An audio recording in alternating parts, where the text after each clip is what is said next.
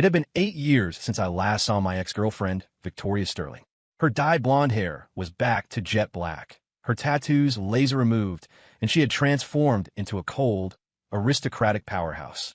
Meanwhile, I, the frail boy from back then, had only grown weaker. Mr.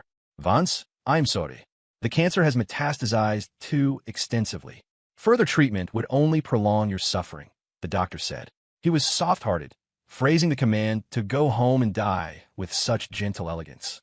Clutching my own death sentence, I was walking past the orthopedics department when I literally collided with Victoria. 8 years. She was taller, more beautiful, and more.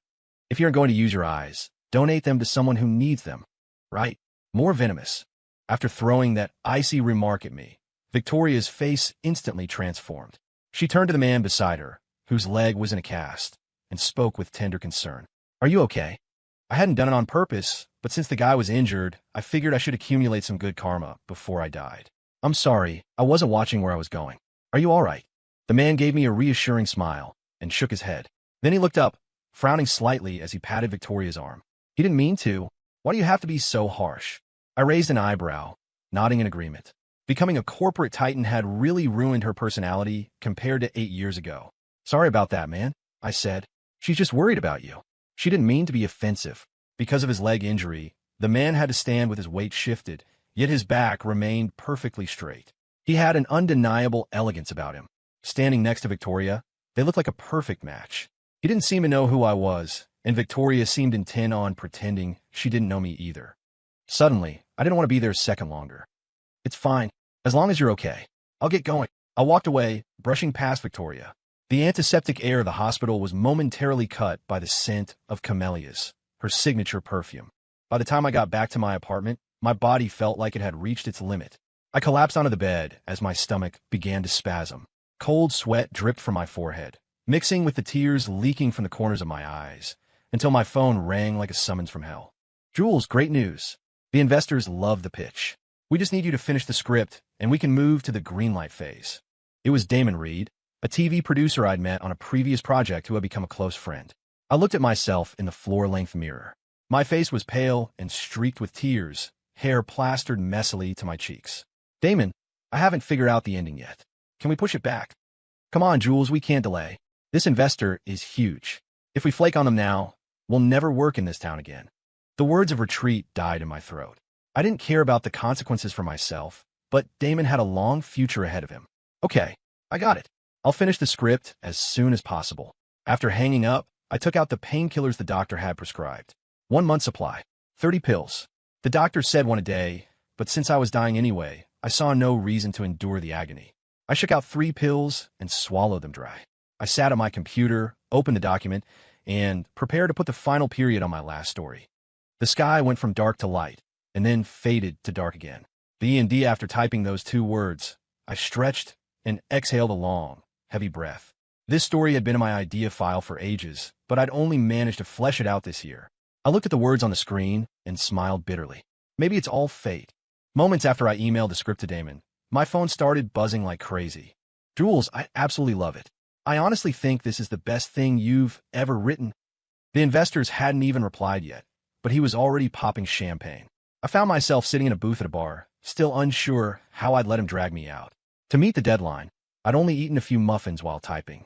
Now, with alcohol in my system, my stomach was rebelling. The painkillers weren't working anymore. Fighting the nausea, I stood up, cup in hand, looking for a waiter to get some water. As I turned, I slammed right into a warm, soft body. The scent of camellias flooded my nose, and my mind went blank. A second later, I was shoved away roughly. Victoria stood there frowning, wiping the spot on her clothes where I'd touched her with a look of pure disgust. Sorry, I didn't mean to. I apologize sincerely. 2 days, 2 collisions. If it's not intentional, then your motor functions are shot. Maybe it was the blinding stomach pain, or maybe I was just too exhausted. My nerves were frayed, too fragile to handle her barbed wire tone. A scoff escaped her lips, her eyes cold as they bore into me. What are you acting so aggrieved for? I just spoke the truth, and now your eyes are getting red. Right? When Victoria had knelt in the snow, begging me not to break up with her, I hadn't shed a tear. Looking at this sharp, capable, arrogant woman, I couldn't find a trace of the girl she used to be. I knew she remembered me, The hatred in her glaring eyes was too clear to ignore. She clearly wanted nothing to do with me. I figured I'd do one last good deed before I died. I am sorry. If I see you in the future, I'll walk the other way. I sidestepped her and walked off. When I returned with the water, Damon was back from the restroom. Where'd you go? I came back and you were gone. Scared the hell out of me. Just got some water. Running into Victoria was a statistical anomaly. No need to mention it. I thought handing in the script meant my job was done. I didn't expect Damon to call me the next day in a panic. Bad news, Jules. The investors kicked the script back. You need to come to the office now.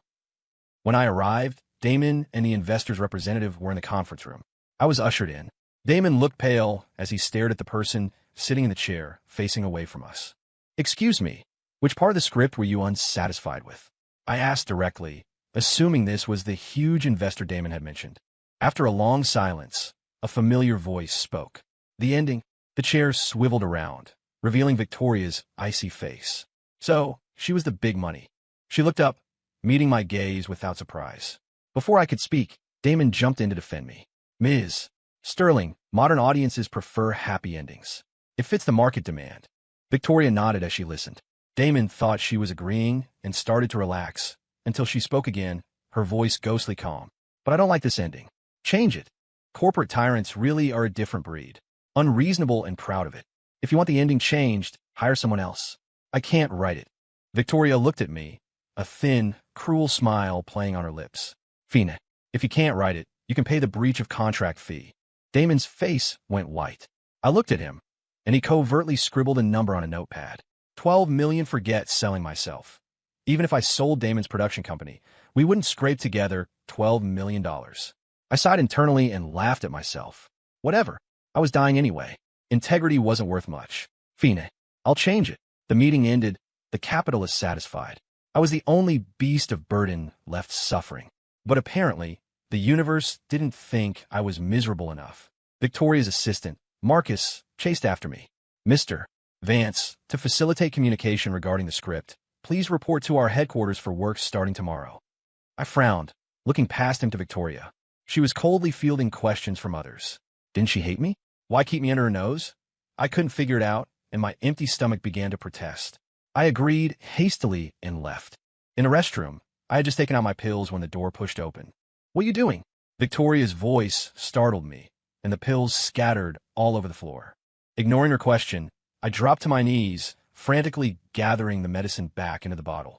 These weren't just painkillers anymore. They were my lifeline. Victoria watched in silence as I picked them up one by one. I was about to toss the last 3 straight into my mouth when she grabbed my wrist. They fell on the floor. And you're just going to eat them? I shook her hand off, irritated. 8 years had changed a lot, but her germophobia had clearly survived. None of your business. I swallowed the pills quickly. Her frown deepened. I washed them down with tap water and turned to leave, but she spoke again. What kind of medication is that? I stopped and looked at her, confused. Seeing my questioning gaze, she smiled mockingly. Don't overthink it. I'm just curious if you've done so many terrible things that karma finally caught up with you. I laughed bitterly inside. Karma had absolutely caught up with me. I had broken the pure heart of an 18-year-old girl, taken her virginity, and then ruthlessly dumped her. Now I had stage 4 stomach cancer. Evil begets evil, but I didn't want to give her the satisfaction. I hooked the corner of my mouth into a cavalier smile. Sorry to disappoint. I just haven't been eating enough fruit. Taking some vitamin C to catch up. Leaving her building, I drove to the Oakwood foster home in the western suburbs. Mrs. Higgins, what did the doctor say about Lily's eyes? The director shook her head sadly.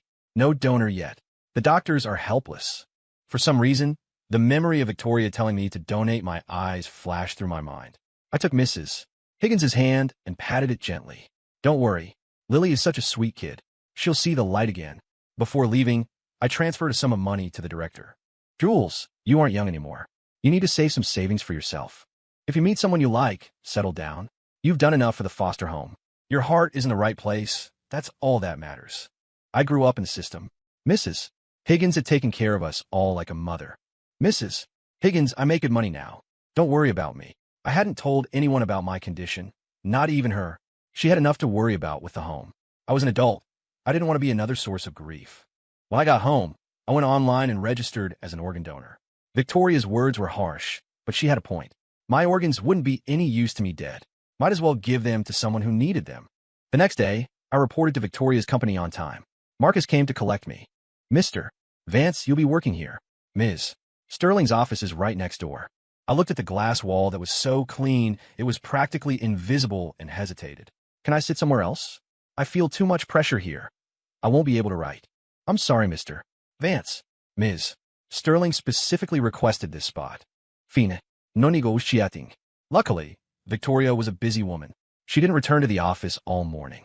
However, Kayla Montgomery showed up. He hobbled in on crutches, carrying a lunchbox, and stopped in front of my desk. He looked shocked, so I explained, I'm writing the script for Ms. Sterling's new investment. I'm working here until it's approved. It seems you and Vic really have a heavy fate connecting you two, he said, his eyes curving into a friendly smile. It made me feel inexplicably guilty. Footsteps approached from behind. Victoria was back. She walked straight to Caleb and took the lunchbox from his hand. Why did you bring this yourself? You could have just sent the driver. It's fine. I'm just sitting around at home anyway. They went into her office together. I was ignored like air. I didn't have the right to be upset, but my heart began to ache uncontrollably. Time moved fast. A week went by. I submitted 3 versions of the ending. All were rejected. My stomach was cramping constantly. I hadn't eaten a proper meal all week. Every day, I watched Caleb bring Victoria homemade food, while the takeout I ordered became impossible to swallow. I wanted to finish the script quickly, but Victoria kept stalling. The more stress I felt, the worse my mood became, the less I ate, and the more my stomach hurt. In just 1 week, I lost 5 pounds. It felt like a red-hot iron rod was churning inside my gut. Cold sweat poured off me. My fingers were trembling so badly I couldn't press the keys. I curled up in my chair, shivering. Just as I was reaching for my painkillers, my chair was spun around violently. Victoria frowned, squatting in front of me. She roughly lifted my head with both hands. Julian, what's wrong with you? I wanted to tell her to get lost, to slap her hands away. But when I opened my mouth, my teeth chattered so hard from the pain I couldn't speak, and I couldn't even lift my arms. The next second, Victoria was on her phone calling for help. When I came to, I was in an ambulance.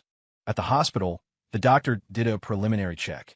He looked concerned and wanted to run a comprehensive scan to verify his suspicions. I refused. Doc, no need to check. I know what it is.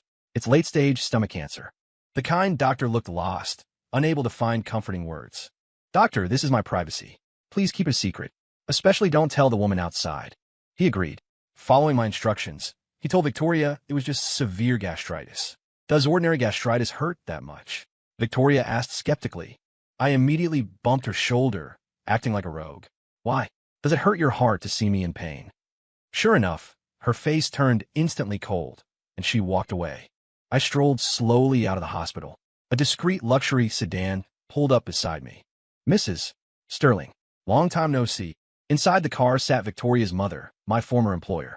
Have you forgotten what you promised me when you took the money and left? I haven't forgotten. Never appear in front of Victoria again in this lifetime. She glanced at me, the sarcasm and disdain in her eyes overflowing. We met purely by accident for work. Rest assured, she hates me too much to give me the time of day. The thing you're worried about won't happen. Although I hated being inspected like trash, she had given me life-saving money back then. That is for the best. Finish your work quickly and get away from my daughter. When I went back to work the next day, I heard Victoria had gone on a business trip. She would be gone for 2 weeks. With the boss away, the vibe in the secretary's office relaxed. Why is the boss going to Boston for so long? You didn't hear? She's not just there for business. She's taking Mr. Montgomery to see orthopedic specialists. No wonder. Boston has the best surgeons in the world. She really cares about him. I stopped listening and brazenly skipped work. Back home, I opened my laptop and created a blank document. I knew exactly what ending Victoria wanted. I had just been greedy, gambling on the slim chance that she might soften towards me. Now it was time to give up. When the spring flowers bloom, you and I will have no further connection, never to meet again in life or death. Victoria approved this ending. Looking at the word approved on my phone, blood surged up my throat and sprayed across the desk. Darkness descended, and the corner of my mouth pulled into a bitter smile. My ending, it seemed, was stopping here too. Beep, beep, beep. The rhythmic sound of cold machinery echoed in my ears. My eyelids were heavy. I couldn't lift them. I wondered if I was dead or alive. Fortunately, I soon heard voices. To be frank, this gentleman's body has reached the point of total exhaustion. Was the doctor talking about me? How was that possible? Did you even check him properly? Last time I took him to the hospital, the doctor said it was just gastritis. It's been 1 week. How does that turn into terminal cancer? That furious voice. It sounded like Victoria. Ms. Sterling, we have run the test 3 times. The results are the same. I'm truly sorry. I don't care what methods you use. I want him alive. I can pay whatever it costs. Fix him. Classic Victoria. The unreasonable tyrant. She hated me to death, so why bother saving me? Unfortunately, I couldn't ask, and she wouldn't answer. Although I couldn't open my eyes, my consciousness remained somewhat clear. I knew she visited every day. A familiar hand would stroke my face, and the scent of camellias would drift into my nose. In those moments, I was grateful fate hadn't taken my little life immediately. In the dead of night, Victoria pressed her face against the back of my hand, her steady breathing warming my skin. Even though I couldn't see her or hear her speak, this companionship was the greedy fantasy I had woven in my dreams for 8 years. Suddenly, a soft whimper broke the silence.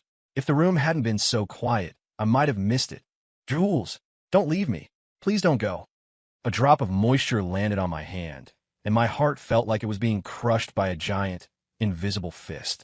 The blizzard from 8 years ago replayed before my eyes. Jules, you're joking, right? I don't like it when you use breaking up to tease me. Promise me you won't say that again. High school Victoria, despite her dyed blonde hair, had eyes that were clean and clear. She hugged my arm, rubbing her head against my shoulder like a kitten. Usually, I would have hugged her back and promised her the world. But this time, my expression was colder than the falling snow. I forcefully pulled my arm away and took 2 steps back. Victoria, I'm not joking. I'm serious. We're breaking up. My statement hit the ground like lead, devoid of any hesitation. The night before, we had tasted forbidden fruit for the first time in a hotel, wishing we could melt into each other forever. Today, I had transformed into a scumbag who put his pants back on and recognized no one, cold-hearted and cruel. Victoria was a lawless tyrant at school, but in front of me, she abandoned all dignity. The snow was already covering our shoes, yet she knelt in it without a care. Her cold forehead pressed against my hand, her voice low and choked with sobs. Jules, what did I do wrong? Tell me, I can change. Please give me another chance. Don't break up with me. I really only have you, Jules. Hot tears landed on my hand, scalding the tip of my heart. The JV tattoo on the back of her neck stung my eyes, and I almost lost control. I bit the tip of my tongue hard, forcing back my own tears, and yanked my hand away. Victoria lost her balance and fell into the snow. Conquering a rich bad girl like you is an interesting game, but I'm bored now. Seeing you just annoys me. Victoria, I leaned down and whispered in her ear. You look pathetic when you beg. I turned and walked away, never looking back. When I was a sophomore, a car accident stole Lily's sight. She was terrified of the dark, yet she smiled and comforted Mrs. Higgins and me. It's okay. I can't see, but I can still hear, touch, and smell. I treated Lily like my own sister. I worked myself to the bone, trying to scrape together medical fees. So when Mrs. Sterling offered me $500,000 to steer her rebellious daughter back to the right path, I agreed without hesitation. I used every trick in the book, even weaponized my charm, and finally squeezed my way into Victoria's small, frozen heart. But the more I got to know her, the more my heart ached for her. Her parents' marriage was a business merger, devoid of love, existing only for profit. After witnessing both her parents bringing affairs into their home, Victoria completely gave up on her family. Her so-called rebellion was just a resistance against that cold, heartless environment. After we were intimate that night, I decided to tell her the truth. I didn't want to lie to her anymore, and I didn't want Mrs. Sterling's money. I wanted to tell her I really loved her, that I hurt for her. I wanted her to know she was loved. But when dawn broke, there was no miracle, only bad news. Jules, Lily's eyes are getting worse. Mrs. Higgins was sobbing uncontrollably. Her despair traveled through the phone, wrapping me in darkness. Just as I hung up, Mrs. Sterling sent a text. Finish things with Victoria immediately. I have already applied for her schools abroad. Mrs. Higgins's call and Mrs. Sterling's text became the straws that broke the camel's back.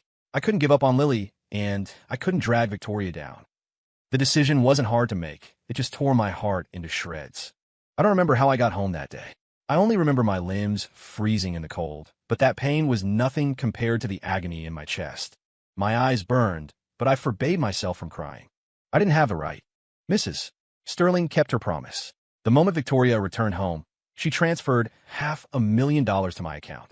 A second later, I transferred every cent to the foster home's director for Lily's surgery. Lily's eyes improved. Victoria disappeared from my world. Perhaps my will to wake up was too strong. My body seemed to surge with energy, allowing me to open my eyes. Victoria was asleep by the bed, dark circles under her eyes making my nose sting. I didn't wake her. I looked at her greedily, wishing I could carve her image into my bones. Her eyelashes fluttered, and a second later, her fluid eyes met mine. "You're awake? Are you hurting anywhere?" For the first time in 8 years, I saw an emotion in Victoria's eyes other than disgust or hate. They were filled with concern and pain. It was like looking at the girl from 8 years ago who only had eyes for me.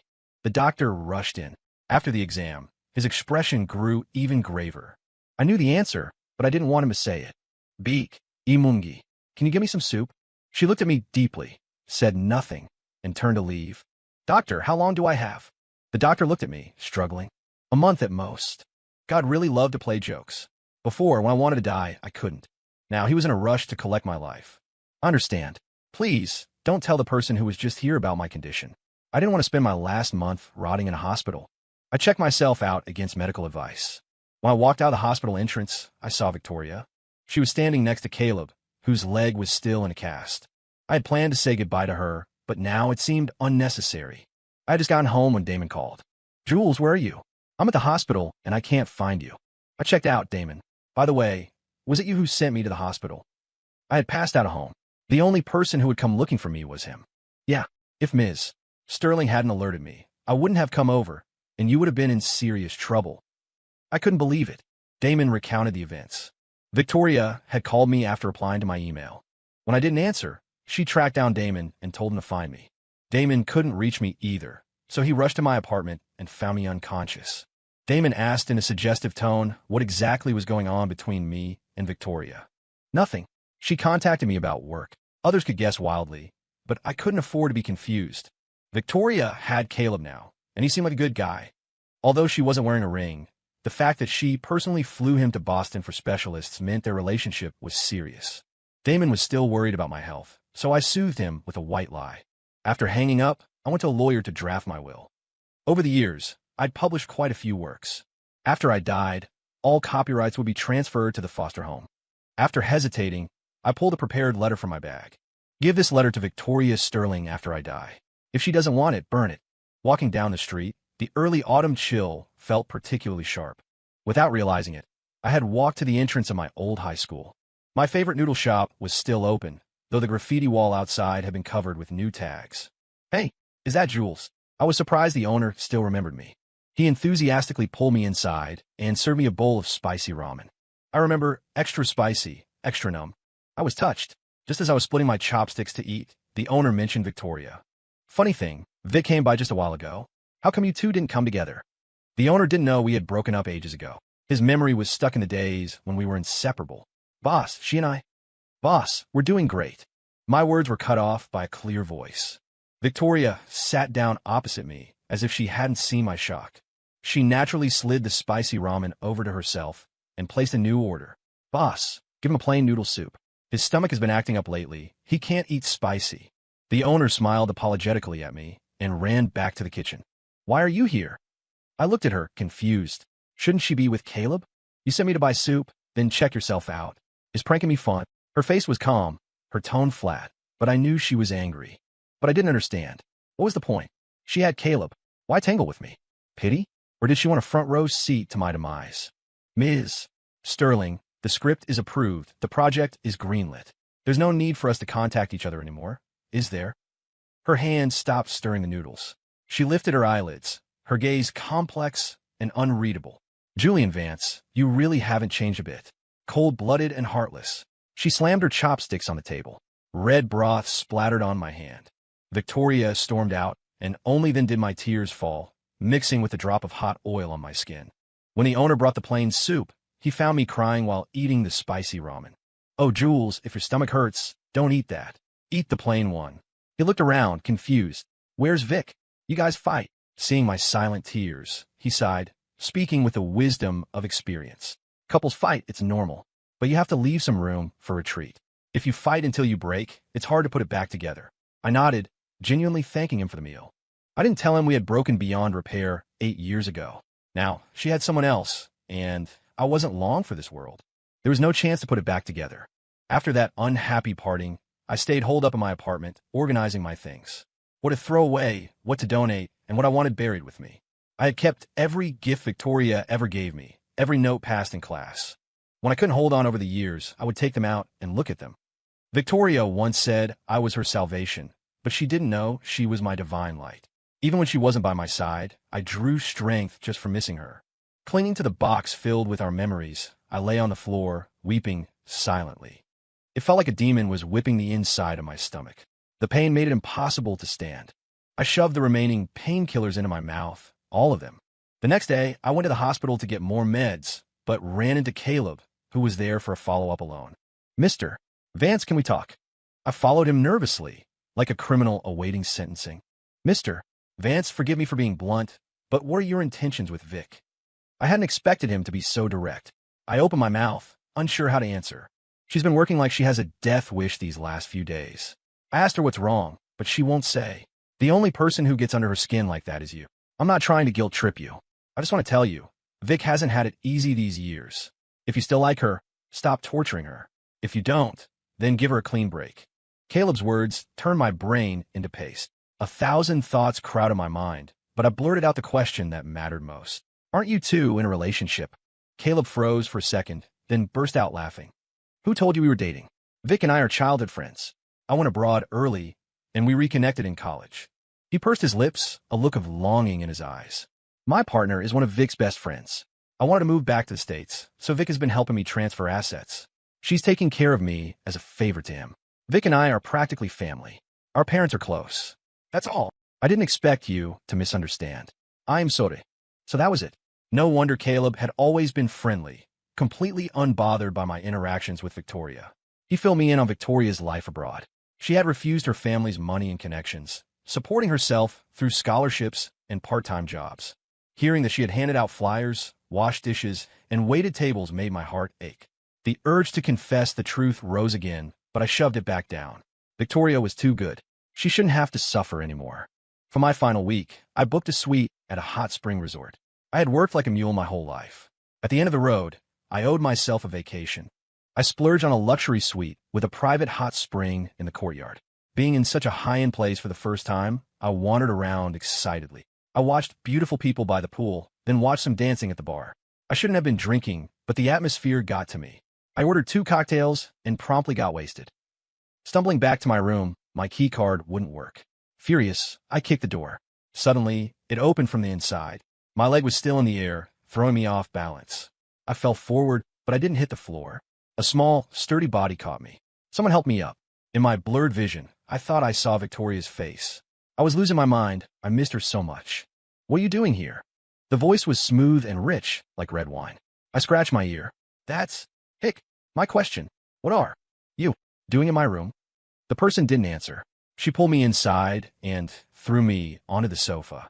My drunk brain had no logic, sensing no danger. Slender arms braced on either side of me. Hot breath hit my face. I couldn't see her clearly, but the scent was so familiar. Camellias, just like Victoria. If I couldn't sleep with Victoria before I died, sleeping with a look-alike wasn't a bad consolation prize.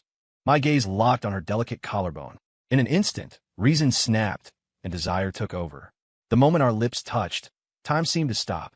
The madness that followed happened naturally. We vented our desire on each other in silence. Aside from suppressed panting, neither of us said a word. When I sobered up, I was soaking the hot spring.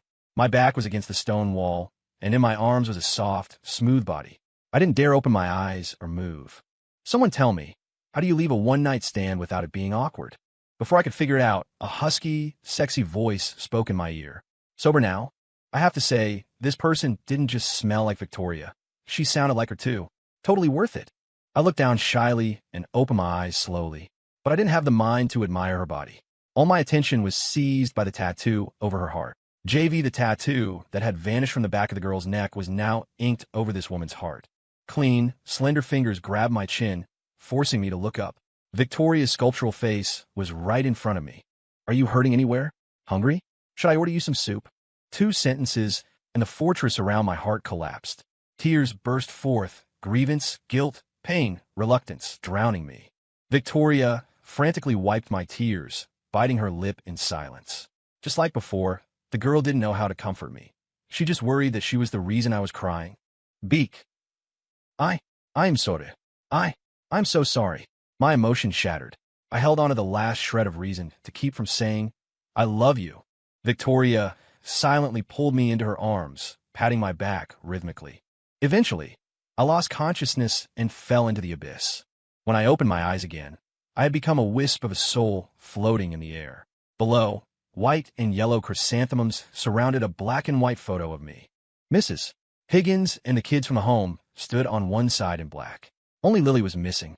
On the other side stood a slender, elegant figure. I didn't need to see her face to know it was Victoria. The lawyer walked in, lit incense for me, and took a document from his briefcase. He read my will to the room. Mrs. Higgins and the children wept openly. Victoria stood there like a statue, unmoving. Then the lawyer walked over to her and handed her the envelope I had left. I was nervous, worried she wouldn't take it. After all, I'd slept with her and abandoned her again, and this time was even worse. But Victoria didn't seem to hold a grudge. She took the envelope expressionlessly. The service ended. I followed Victoria. She went to her office to work, then to the hospital to visit Caleb, who had just had another surgery. Standing next to him was another man, his partner. Then she went upstairs. She pushed open a ward door. Inside were Damon and Lily. Lily had had her surgery. I hoped my corneas would help her see the light. Damon looked haggard, eyes red and swollen, chin covered in stubble. Jules treated Lily like a sister. I'll take care of her for him now. I was moved to tears, but ghosts don't cry. Victoria didn't leave the hospital until late at night. I thought she would go home, but she went to my apartment. Boxes were stacked everywhere, marked for the lawyer to handle. She sat on the sofa like it was her own home and picked up a box from the floor. It was the one filled with things I wanted burned, everything related to her.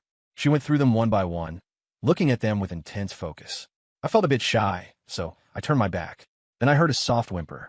Victoria was crying, from suppressed sobs to wailing aloud.